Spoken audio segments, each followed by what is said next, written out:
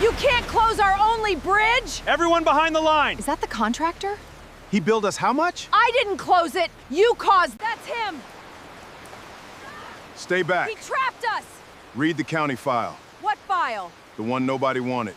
You had no right to trap 60 families. The county closed it. Don't hide behind paperwork. Ma'am, step back. Why is he even here? Because I warned you.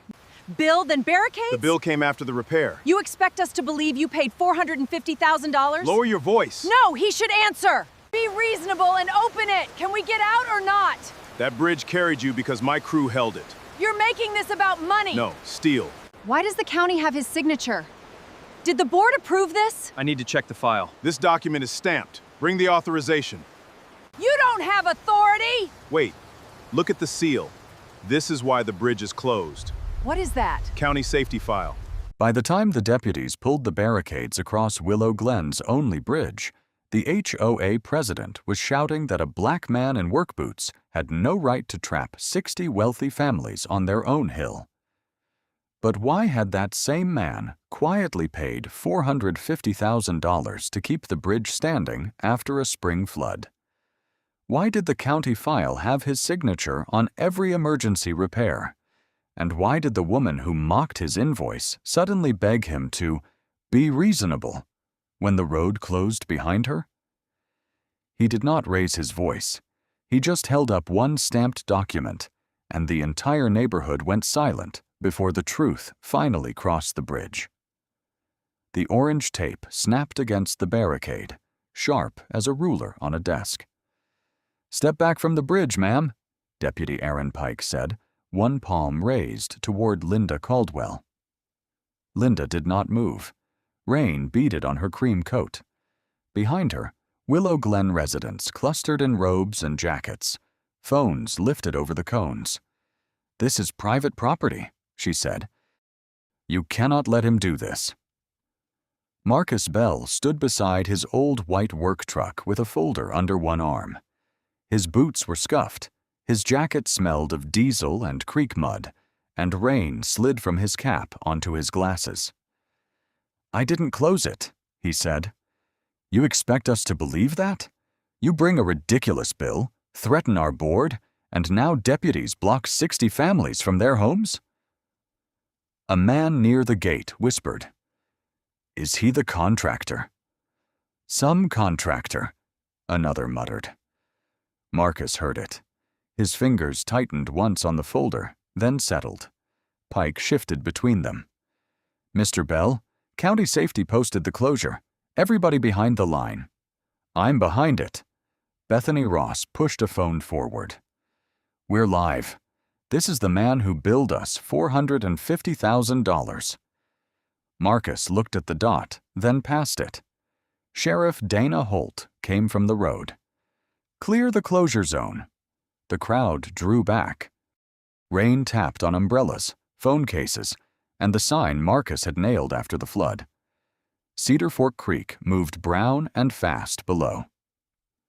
Linda pointed at Marcus. "Sheriff, remove him. He has no right here." Holt stopped beside Pike. "Mr. Bell is named in the county safety file." That sentence thinned the noise. Trevor Baines stood 3 people back in his navy vest. His hand rose, then fell when Linda glanced over. "Named by whom?" Linda demanded. Marcus opened the folder and took out one page, not the invoice. A blue county stamp marked the bottom beside 6:14 a.m. Pike leaned closer. "Structural concern report?" Marcus handed it over. "Received this morning." Linda gave a dry laugh. "Another tactic." Holt read over Pike's shoulder. His jaw moved once. A boy in a yellow raincoat tugged his mother's sleeve. "Can we still go to school?"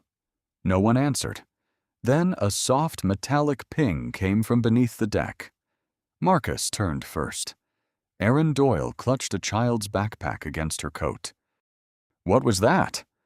"Old bridges make noise," Trevor said too quickly. Marcus slid the stamped page back into the folder. "Not that kind." Linda stepped forward until the orange tape brushed her coat. It trembled between them, bright against the gray morning. You don't get to scare people into paying you. I tried not to scare anyone. Then open the bridge.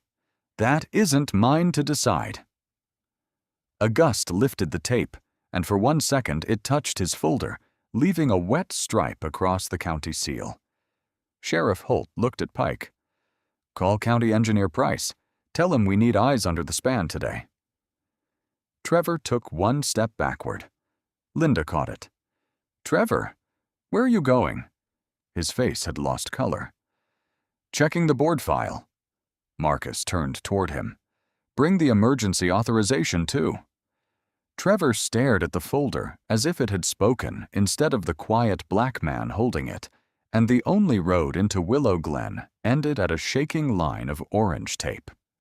Rain slipped from Marcus Bell's jacket onto the HOA table and landed on the last line of the invoice.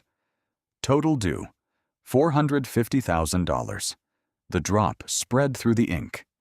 Linda Caldwell stared at it. Mr. Bell, Willow Glen does not approve surprise charges. Marcus held his cap against his chest. The clubhouse smelled of lemon wax and old coffee. Beyond the windows, the bridge rail shone under rain. It wasn't a surprise, he said. The authorization was signed at 2:18 a.m. on March 27th. Trevor Baines adjusted his watch.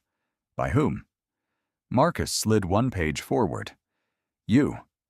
Trevor did not touch it. Linda smiled at the board. Temporary access approval is not a blank check.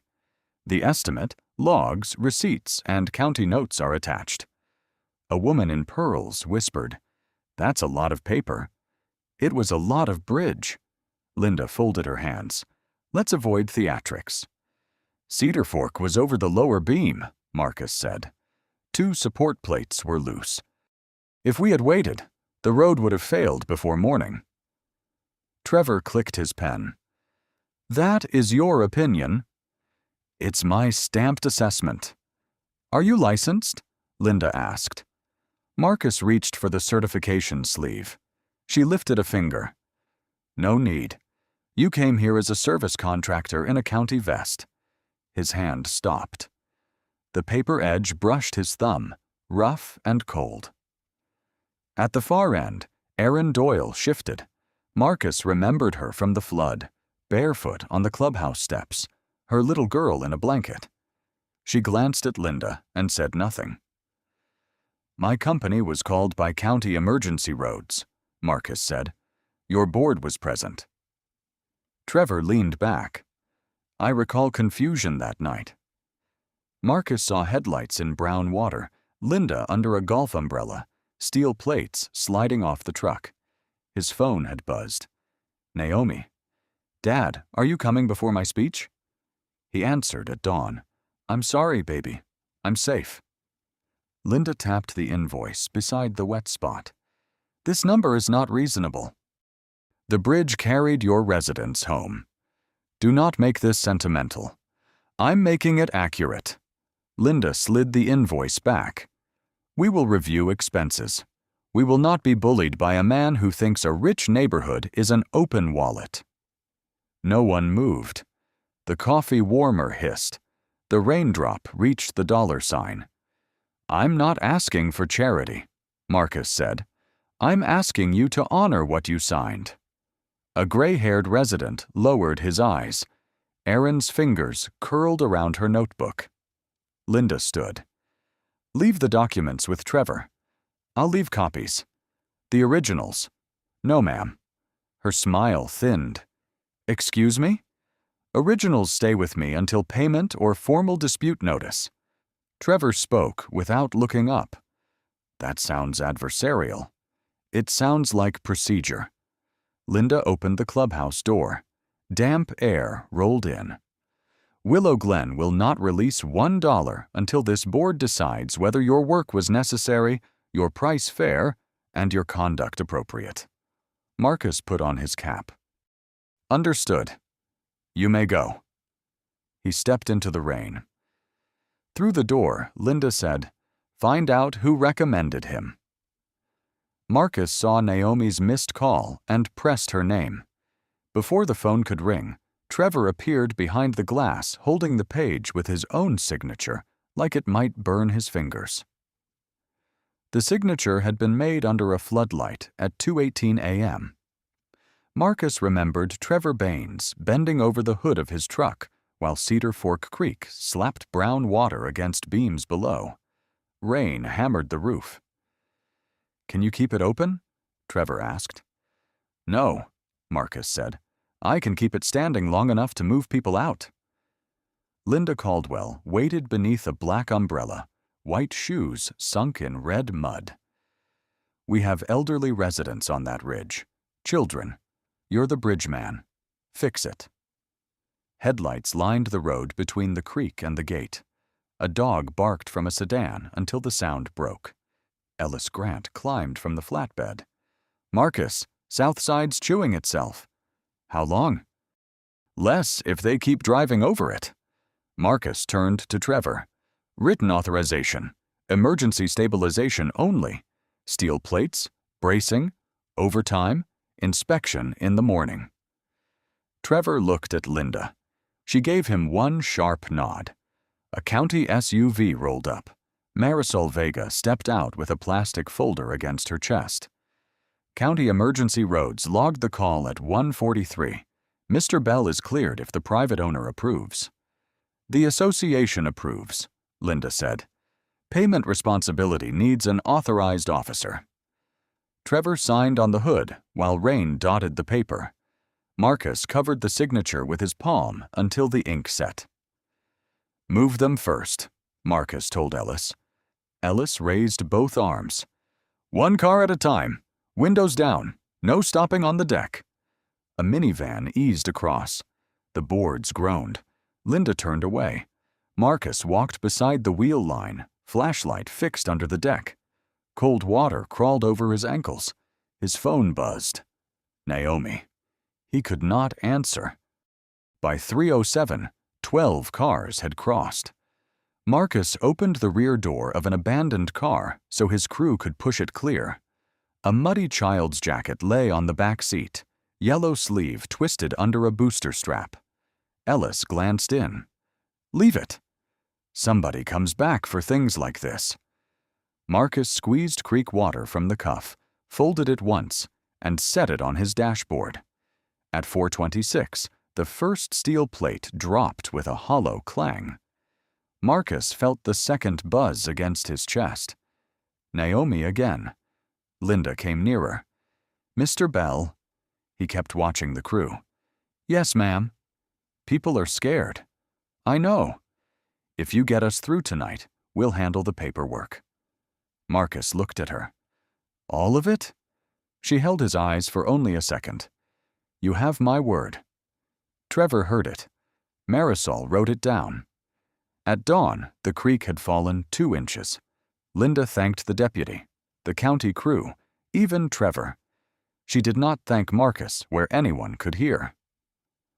When he climbed into his truck, she came to the driver's side. "I appreciate your discretion," she said. "My discretion?" "No one needs panic over numbers before we understand them." Marcus glanced at the folded jacket on his dashboard.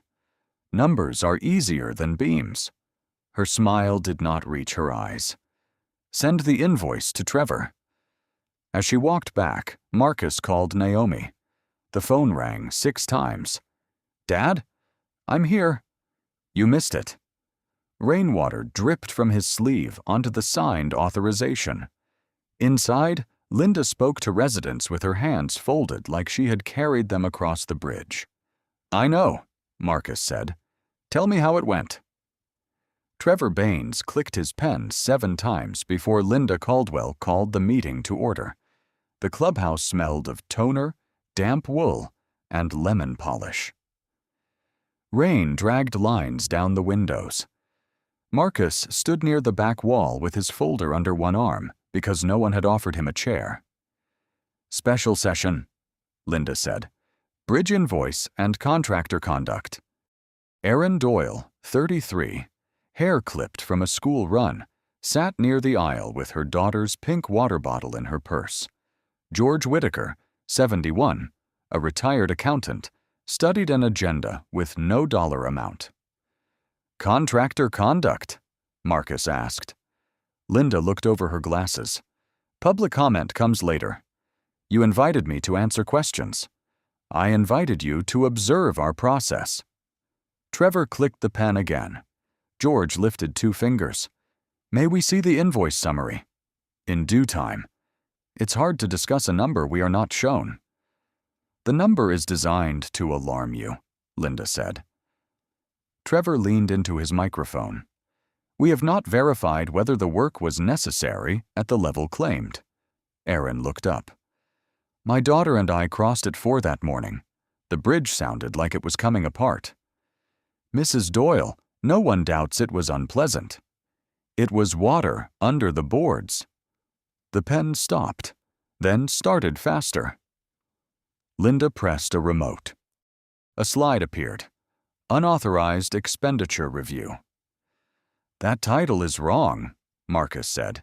"You will have your chance." "No, ma'am. It's wrong now." Linda tapped the table.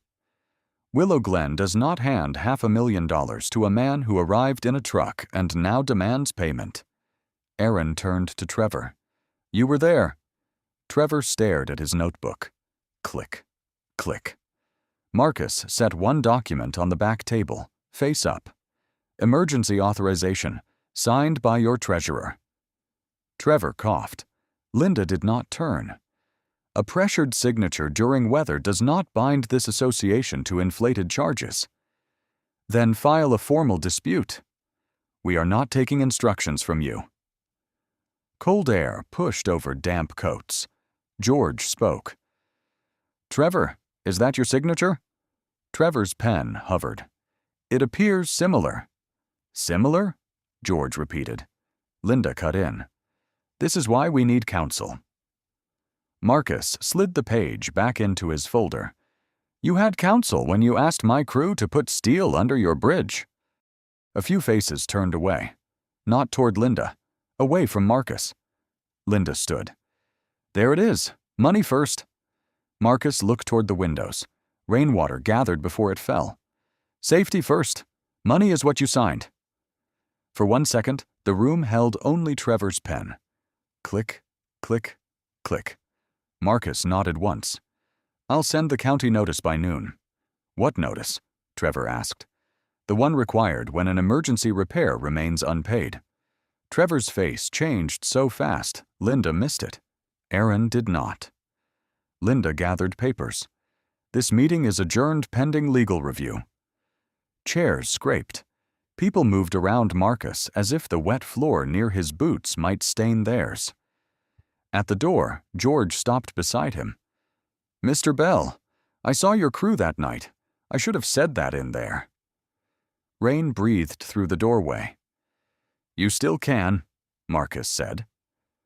Behind them, Trevor's pen clicked one last time, then snapped in his hand. The gate keypad blinked red before Marcus touched it. He stood in the service lane at 2:36 p.m. Rain gone, but the air wet on his shirt. In one hand were inspection photos. In the other was the county notice from his dashboard. Linda Caldwell's cart braked by the call box. "Why are you back?" "To post the notice." "You're not posting anything on Willow Glen property." "The bridge becomes a county concern when an emergency repair remains unresolved." Bethany Ross stepped from a silver SUV with her phone raised. "Linda, should I record?" Linda turned toward the houses. "Everyone needs to see this." Deputy Pike arrived. "Mr. Bell, we got a call about trespass." "I'm at the gate." Linda lifted her voice for neighbors gathering in robes. "He's trying to scare residents with fake safety paperwork." "It's stamped," Marcus said. "Anybody can print a stamp." Bethany's screen glowed. "We're live. This is the man demanding $450,000. Marcus's phone vibrated in his pocket. "Naomi." His hand moved an inch, then stopped. "Are you going to answer questions?" Bethany asked. "I'm here to deliver a notice." Linda laughed once. No, you're here because men like you see Willow Glen and think we won't know how to defend ourselves. Erin Doyle opened her car halfway, her daughter's backpack on the seat. Pike said, "Mrs. Caldwell, let's lower the temperature." "The temperature?" Linda pointed at Marcus. "He came dressed like a roadside laborer and expects us to panic." Marcus folded the notice, the paper edge pressed into his palm. "My crew kept your bridge standing." "Your crew created a bill." A woman near the mailbox whispered, "Maybe let him post it." Linda snapped toward her. "This board handles official communications." The phone vibrated again, buzzing against Marcus's thigh like a trapped bee. Pike noticed. "You can take that." Marcus saw Bethany's live stream reflected in the gate glass. "Not now." At Brookhaven High, Naomi stood with a blue speech team ribbon pinned near her collar.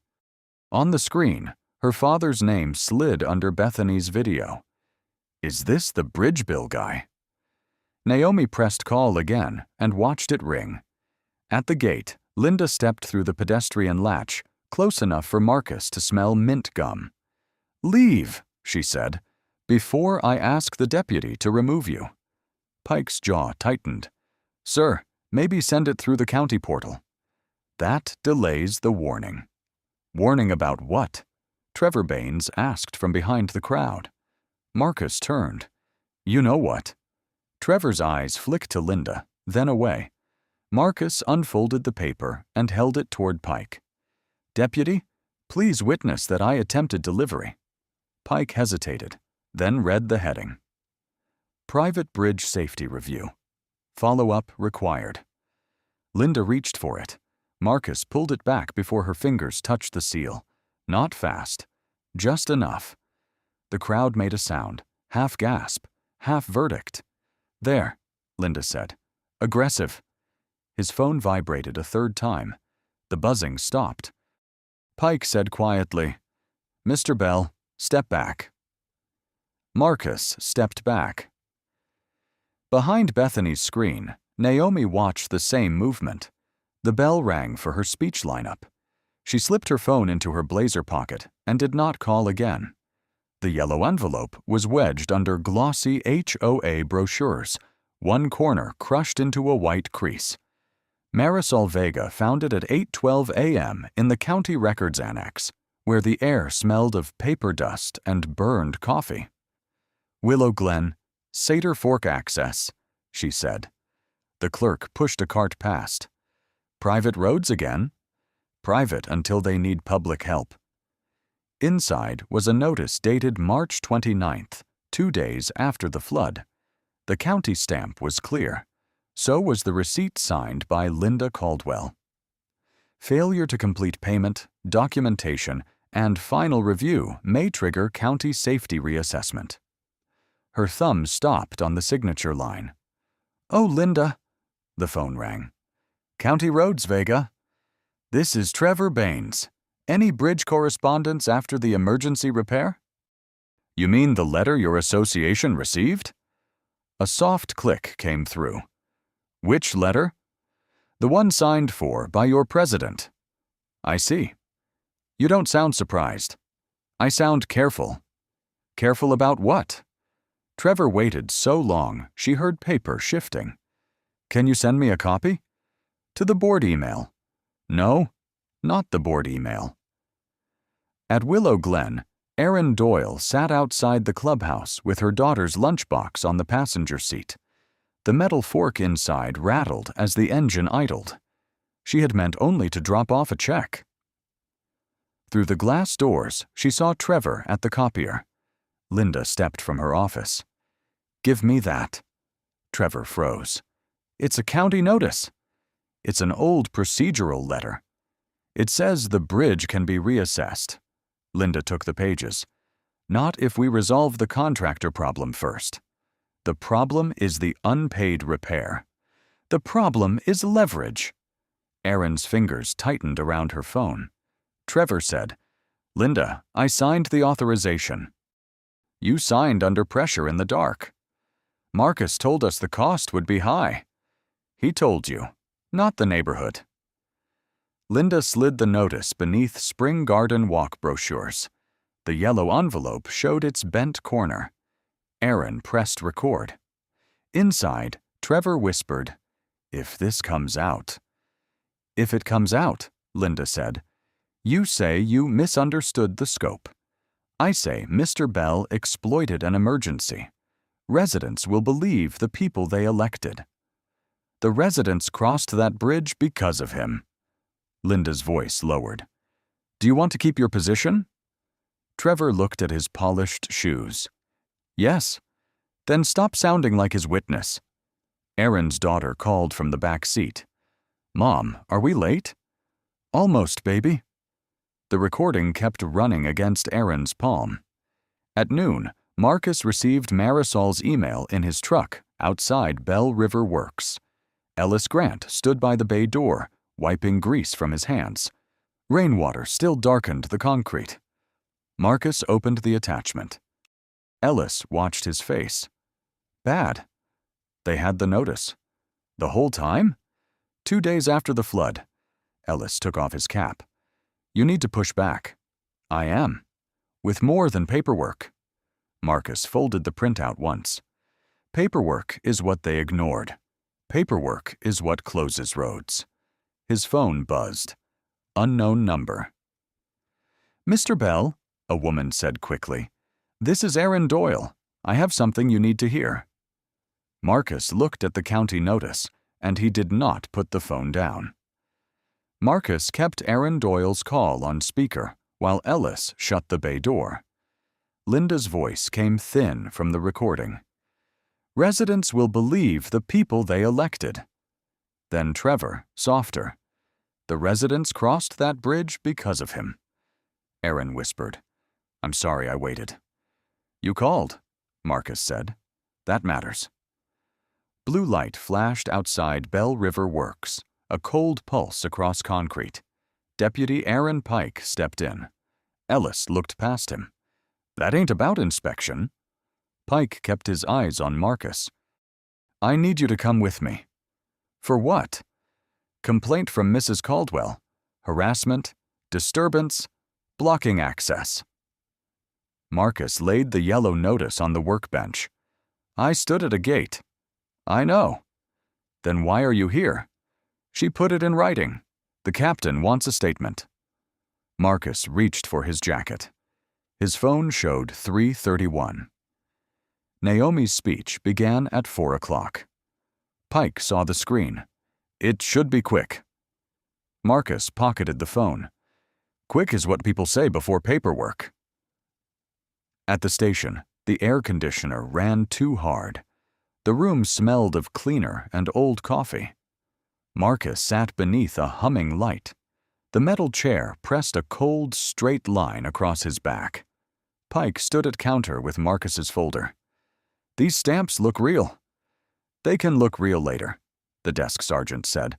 "Complaint first." The wall clock ticked to 3:56. His phone buzzed. Naomi. "Are you coming?" He typed, "I'm trying." He erased it. Sheriff Dana Holt, 50, came from the hallway with silver in her hair. "Mr. Bell?" Marcus stood. "Sit if you want." "I'll stand." She opened the complaint. "Mrs. Caldwell says you blocked access and made threats. I said the bridge needed review. Anything else?" "I asked Deputy Pike to witness delivery of a notice." Pike said, "That's accurate." Holt looked at him. "Did he threaten anyone?" "No, Sheriff." Marcus's phone buzzed again. A photo from Naomi's teacher filled the screen. Students by an auditorium. Blue ribbons on blazers. Naomi stood third, chin lifted, eyes searching past the camera. Holt closed the complaint. "I'm not detaining you." The sergeant frowned. Captain said, "I said I'm not detaining him. Take his statement. Forward the safety paperwork." Pike handed Marcus the folder. "I'm sorry." Marcus accepted it. "Don't be sorry. Be exact." Pike looked down. At 4:22, Marcus sat in a side room to sign the statement. The gray table was scratched with names. The second chair was colder than the first. He pulled the chain from beneath his shirt. His late wife's wedding ring rested in his palm, small, gold, warm from his skin. "You would tell me to stop," he whispered. His phone buzzed with a voicemail. Naomi's voice filled the room, careful and too grown. "Dad, I did it. Mrs. Lane said I didn't shake this time. I saved you a seat. I know the bridge thing is important. Just call when you can." Marcus closed his fingers around the ring until the edge bit his palm. Through the frosted glass, Pike said, "Sheriff, County Engineer Price is asking why a safety notice was never forwarded." Holt answered, "Then we ask Willow Glen the same question." On the table, Marcus's statement waited for a signature, and the blank line looked longer than any bridge he had crossed. The voicemail waited until Marcus reached his truck. He sat in the sheriff's station lot with the engine off, rain ticking on the windshield. The dashboard clock read 5:11 p.m. His folder lay on the passenger seat beside Naomi's blue ribbon, tied around his mirror. He pressed play. "Dad, I did it," Naomi said. Her voice tried to stand straight. "Mrs. Lane said I didn't shake this time. I saved you a seat. I know the bridge thing is important. Just call when you can." A cruiser rolled behind him, tires hissing. Marcus touched the ribbon. The satin was creased from the glove box. He smoothed it with his thumb, and the blue tail slid across the county notice. His phone rang. "Naomi." "Hey." A hallway buzzed behind her. "I'm sorry," he said. "I know. I was at the station. I saw. Who showed you?" "Nobody had to.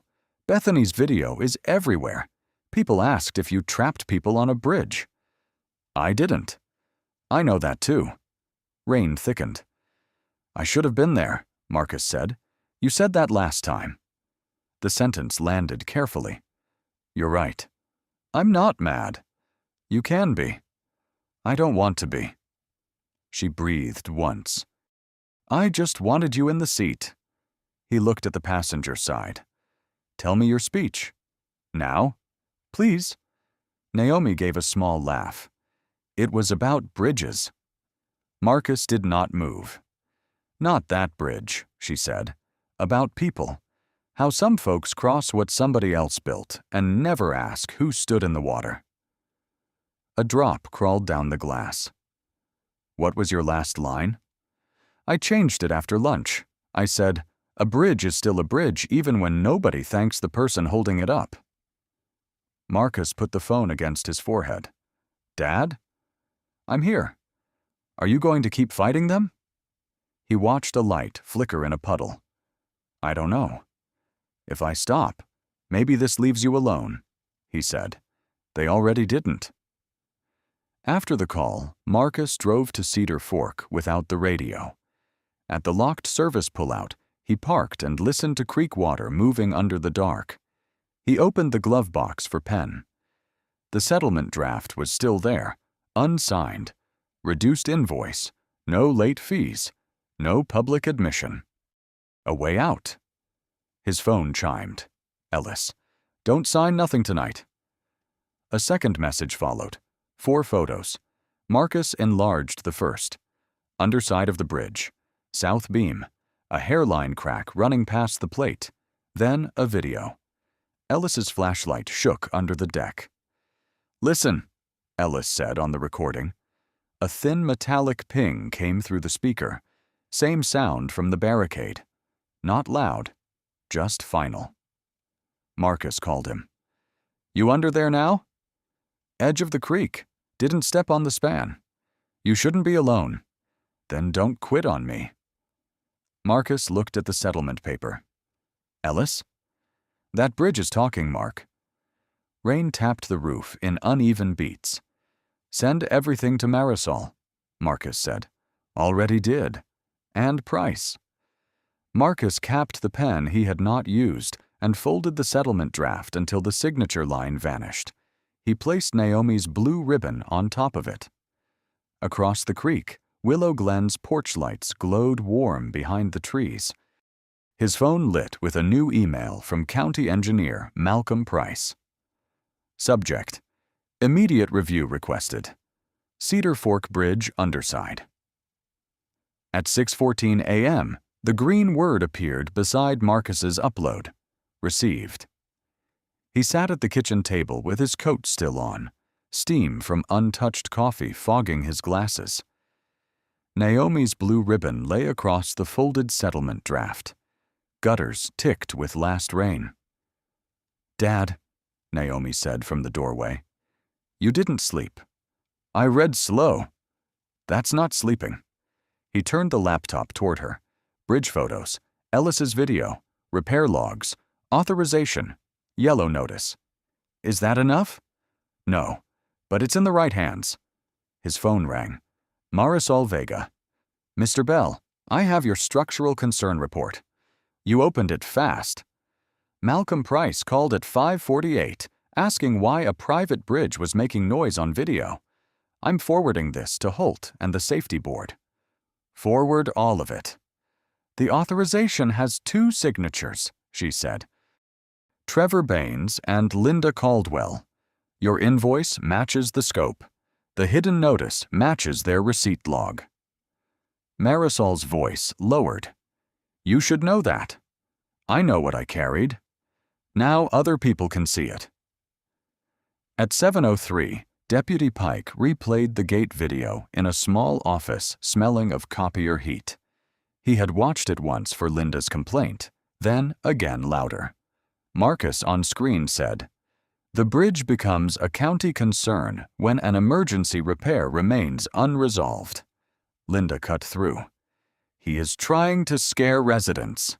Marcus answered, "Deputy, please witness that I attempted delivery." Pike paused the video. The complaint form sat under his hand, Linda's writing pressed deep into the paper.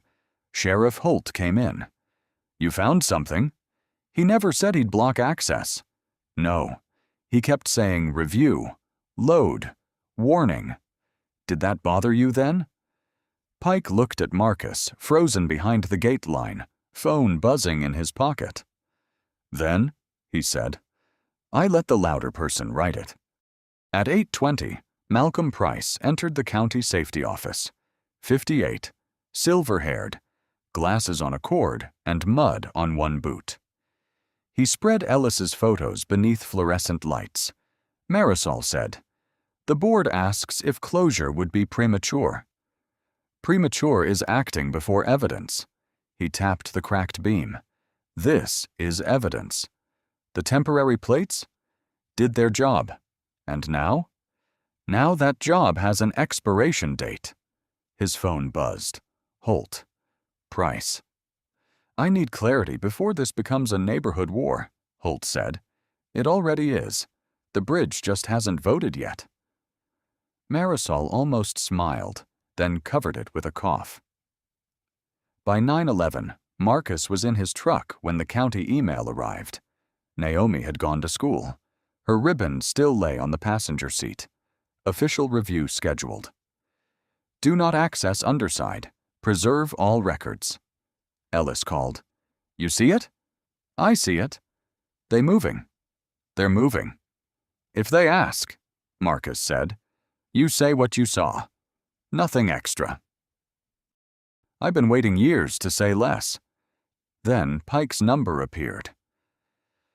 "Mr. Bell, Sheriff Holt asked me to confirm we received the county file." "Okay." "And I reviewed the gate video." Marcus waited. "You warned us about the bridge," Pike said. "Not the money." Across the cab, Naomi's ribbon stirred when the heater came on, a small blue movement over the stamped folder. Marcus started the engine. "Then write that down." Malcolm Price's flashlight cut a pale line under the bridge at 10:38. "Hold the tape steady," he called.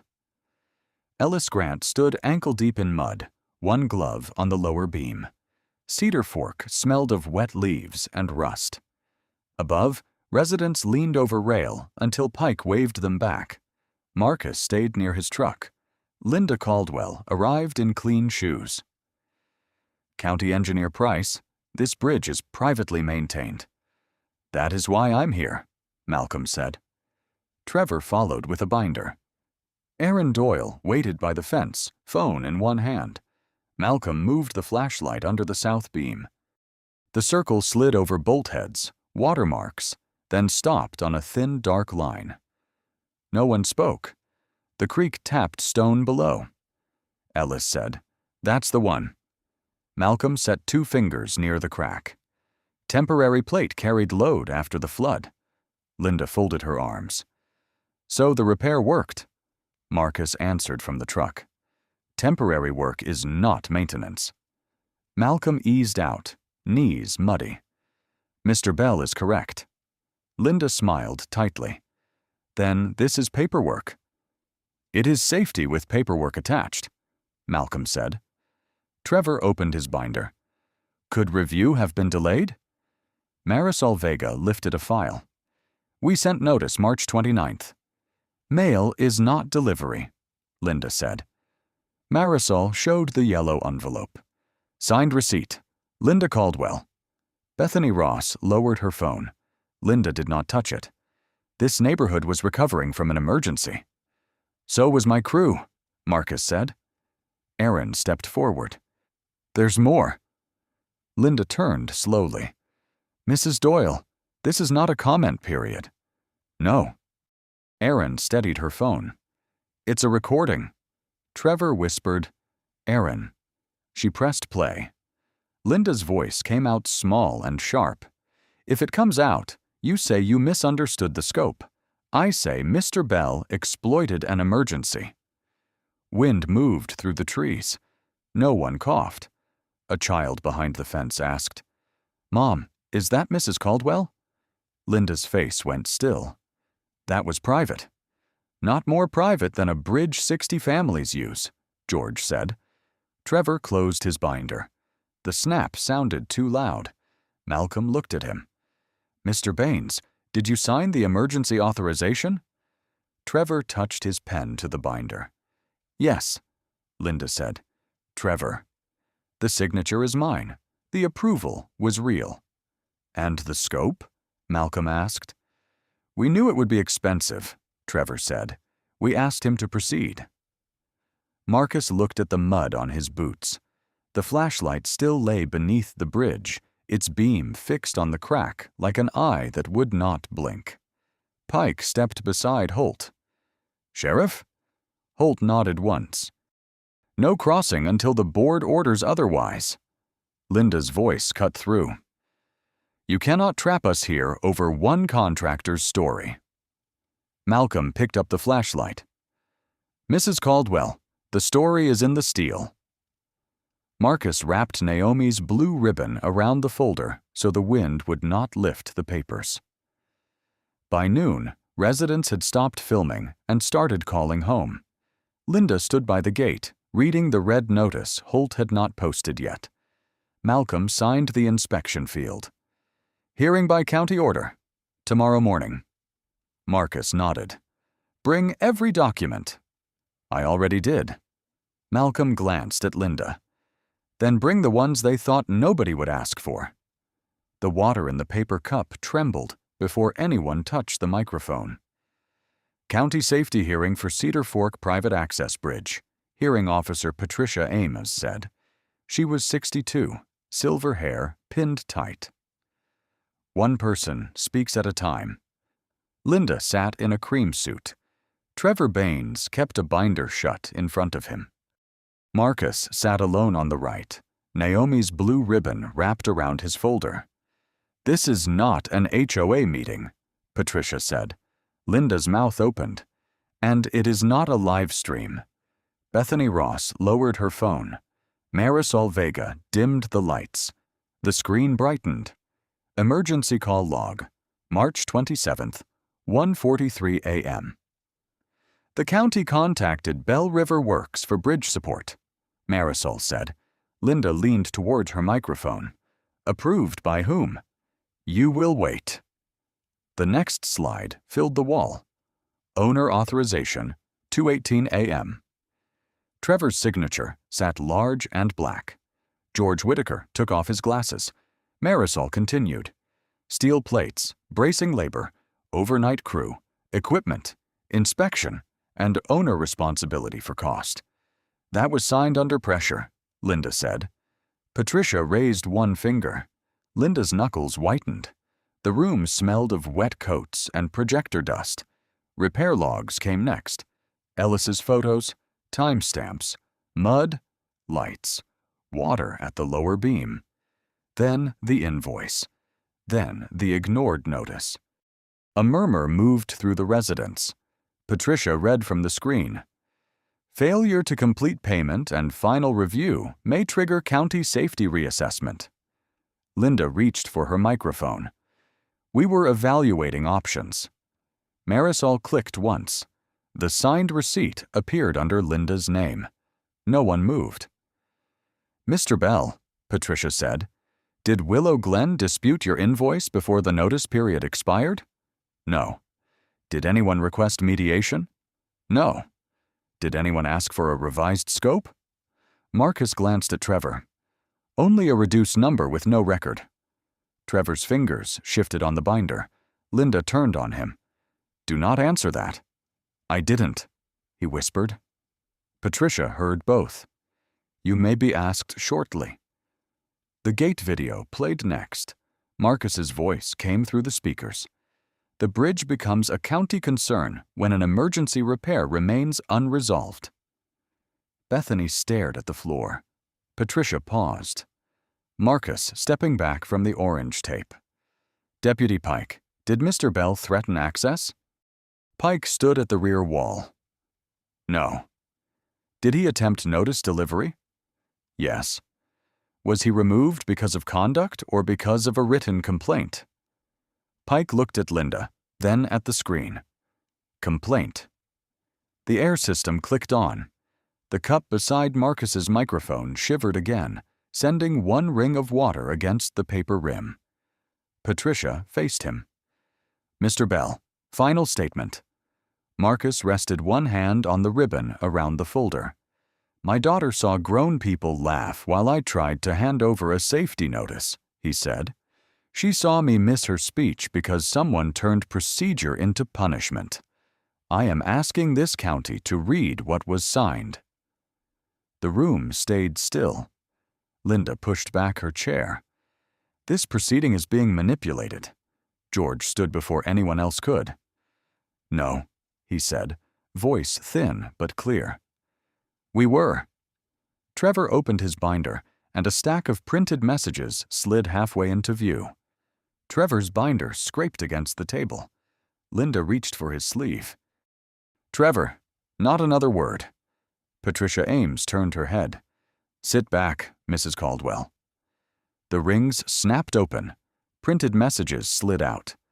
Trevor's thumb shook on the top page. I need to correct the record, he said. You need counsel, Linda said. I needed that in March. Marcus kept a hand on the folder wrapped with Naomi's blue ribbon. Marisol placed the first page under the camera. Linda Caldwell. Delay payment until he gets realistic. No vote until he removes labor surcharge and public notice threat. Patricia read it. Who is he? Trevor swallowed. Marcus Bell. And the surcharge? Overnight crew, steel plates, equipment. Linda leaned in. That lacks context. Trevor faced her. The context is you told me to make him desperate. A phone dropped in back. Bethany bent for it and didn't raise it again. Marisol clicked to another message. Trevor read, Residents trust us. They don't know him. Keep it that way. Linda's mouth tightened. You signed under pressure. Yes, Trevor said. And after that, I lied under pressure. George Whitaker rose in the second row. His glasses lay folded in his palm, lenses smudged by his fingers. I asked to see the invoice, George said. You told us it was under review. It was. No. His hand closed around the glasses. It was being buried.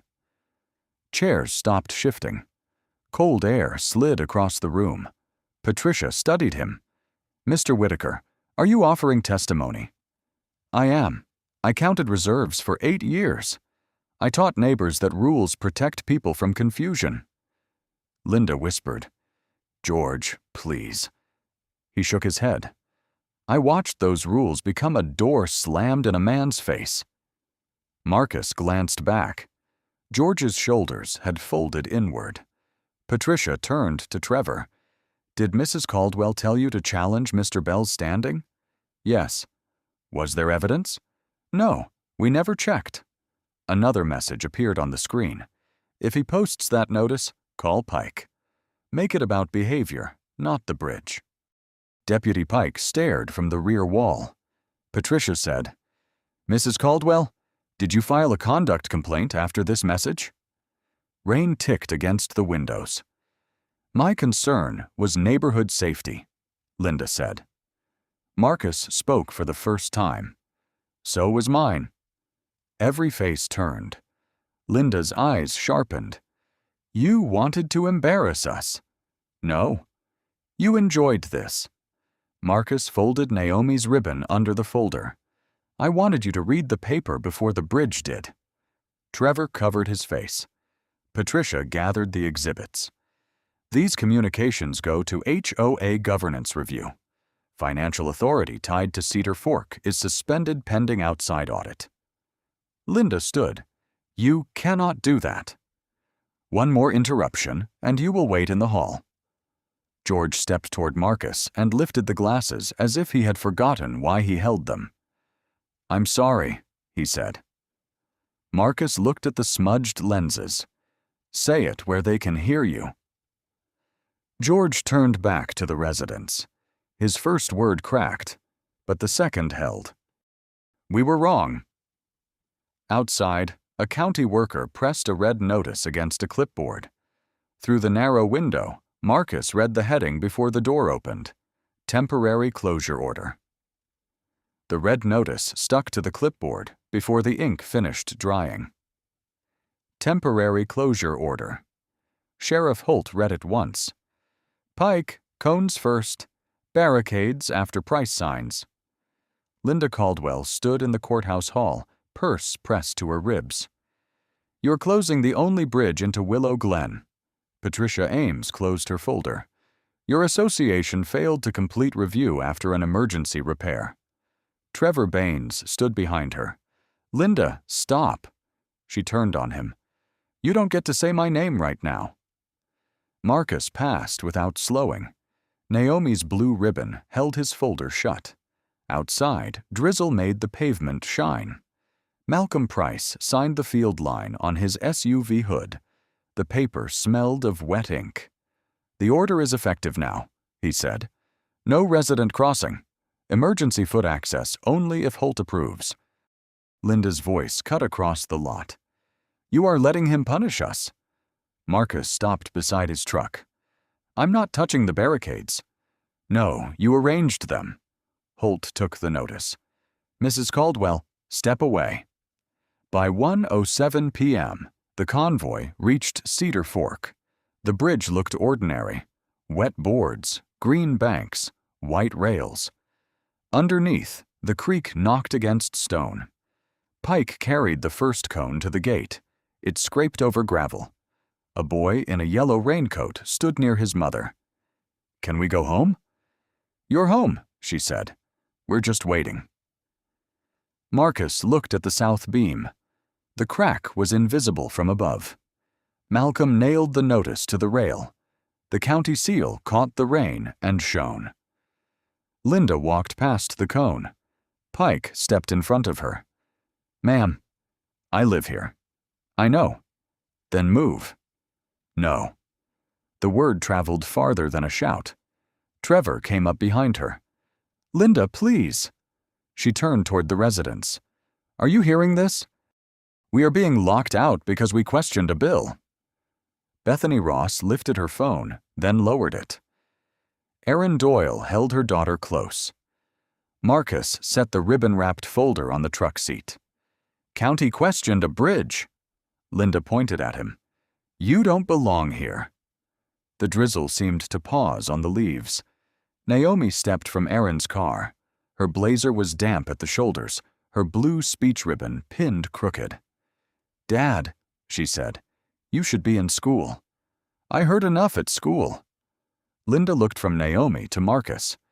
For the first time, she had no prepared sentence. Malcolm handed Pike a second notice. Backside 2. Pike fixed the paper to the opposite post without stepping on the deck. His sleeve brushed the orange tape. It trembled. Residents began calling spouses, employers, delivery drivers. Their voices overlapped, not angry now, just stranded. Marcus walked to Naomi. You okay? She looked at the red notice, then at the bridge. Is it really unsafe? It needs the rest of the work. And they knew? He did not answer fast. Naomi nodded as if the delay told her enough. Behind them, Linda tried to approach the tape again. Holt blocked her. Final warning. Linda stared at the county seal, bright and wet. You'll regret this. Marcus lifted the folder from his truck and held it against his chest. No, he said. That started before today. Under the boards, the bridge gave one thin metallic ping, and this time, everyone heard it. The new inspection plaque was still wrapped in brown paper when Marcus set it on the hood of his truck. Naomi stood beside him with her backpack on one shoulder. Morning sun caught water in the grass, and the bridge smelled of fresh timber, cold metal, and creek mud. Can I? She asked. Marcus handed her the small screwdriver. Line it up first. She pressed the plaque to the rail. Her finger moved over the date. Final review completed. April 22nd, 2026. It feels heavier than it looks. Most things do.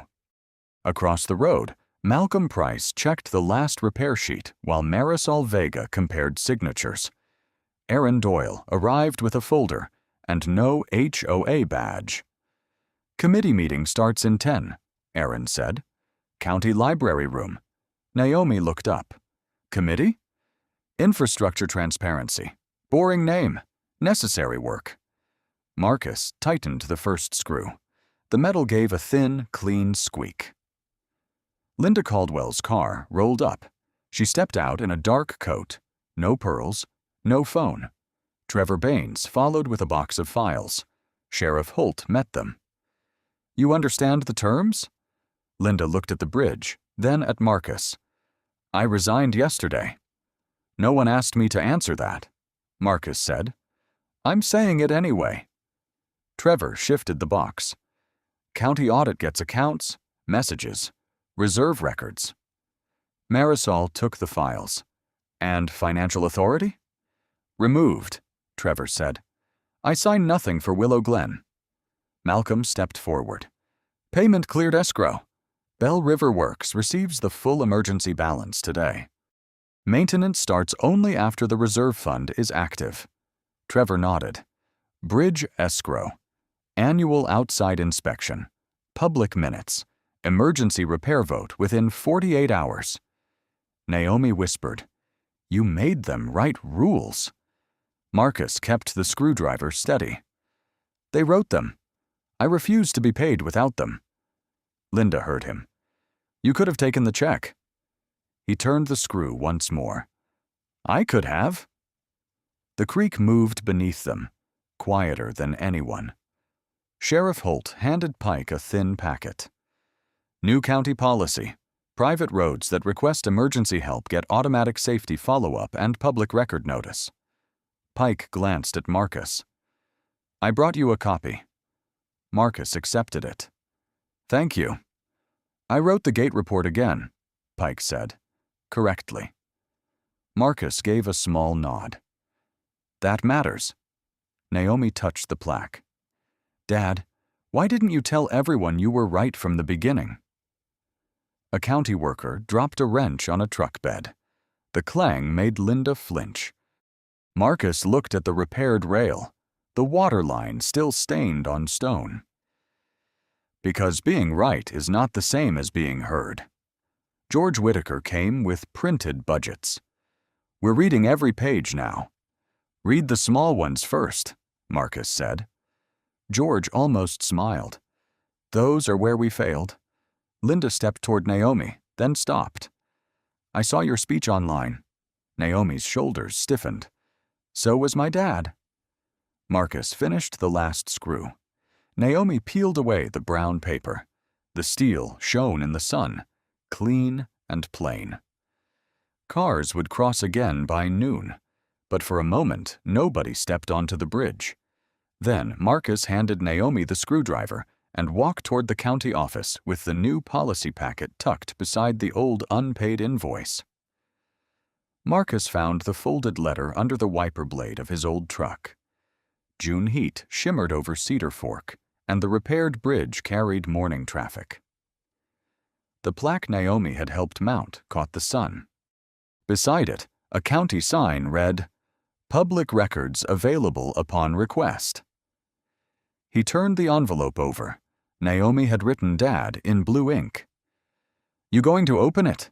Aaron Doyle called from the rail.